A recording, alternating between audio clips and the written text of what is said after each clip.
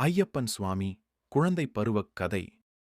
ஒரு காலத்தில் பந்தளம் என்ற ராஜ்யத்தில் நல்ல மனம் கொண்ட ராஜா ராஜசேகரன் ஆட்சி செய்து வந்தார். ஆனால் அவருக்கு குழந்தை இல்லாததால் அவர் மிகவும் கவலையில் இருந்தார்.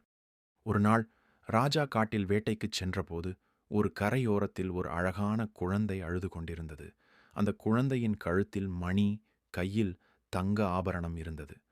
அந்த குழந்தையின் முகத்தில் தெய்வீக ஒளி இருந்ததால் ராஜா அதனை தன் குழந்தையாக ஏற்றுக்கொண்டார். அந்த குழந்தைக்கு மணிகண்டன் என்று பெயர் வைத்தார். மணிகண்டன் சிறுவயதிலேயே மிகவும் புத்திசாலி, தைரியமானவன். அவன் எப்போதும் உண்மை, தர்மம் பேசுவான். ஒரு நாள் அரசிக்கு கடும் நோய் வந்தது. அப்போது மணிகண்டன், அம்மா, கவலைப்படாதீர்கள், நான் குணமாகச் செய்வேன் என்றான்.